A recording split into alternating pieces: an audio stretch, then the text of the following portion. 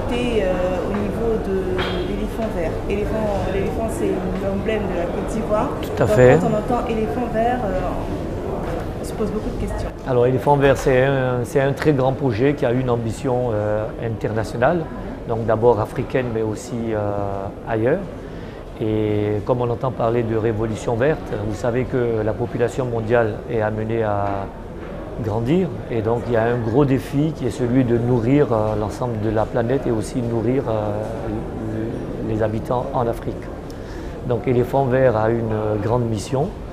On est dans le domaine donc, de biotechnologie. Et notre mission à nous, c'est de mettre au point toutes des solutions innovantes. Et personnellement, moi, je suis en charge donc, de la recherche et développement du groupe, c'est-à-dire apporter des solutions innovantes aux agriculteurs, aux paysans, qui sont des solutions saines et durables. Dans le sens où on sait que la valeur pour les agriculteurs aujourd'hui, ça commence par le sol, c'est-à-dire la qualité du sol, ça passe par la nutrition de la plante, et ça finit par la protection de la plante afin d'avoir les meilleurs rendements. Donc Éléphant Vert sera amené à proposer des solutions globales qui vont couvrir l'ensemble, c'est-à-dire la qualité du sol. Le paysan pourra fertiliser son sol avec des produits de haute qualité, il pourra nourrir ses plantes avec des produits nouveaux et il pourra protéger ses plantes aussi avec des produits nouveaux qui sont essentiellement à base de micro-organismes. Donc on ne fait qu'utiliser les mécanismes naturels, à les transformer, les comprendre d'abord, les transformer et en faire des produits qui sont accessibles à l'ensemble des chaînes de la production. Vous êtes implanté en Afrique de l'Ouest, donc à Bamako, au Mali.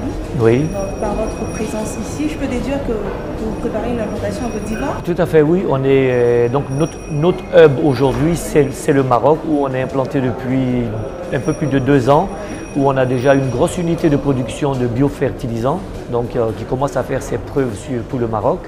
Et on est en train de finaliser notre unité de production de biopesticides. Et nous avons aussi sur ce hub toute la partie recherche et développement, production, mise au point des produits, qui servira de base donc pour financer et couvrir tous les produits dans les autres pays. On est déjà présent au Mali, donc où on a une plateforme de production. Et on a l'intention aussi de monter une plateforme de production en Côte d'Ivoire et aussi dans d'autres pays bien sûr. Et puisqu'on est là pour un forum sur l'agriculture, notamment le gros terme qui ressort de toutes les discussions, c'est l'agriculture verte, la révolution verte. Qu'est-ce que vous entendez par là en 2 mots? Écoutez, la révolution verte, on en parle depuis très longtemps. Il y a plusieurs débats, il y a eu plusieurs étapes. Je pense qu'aujourd'hui, la révolution verte, elle intègre obligatoirement le patrimoine, qui est le patrimoine de l'environnement.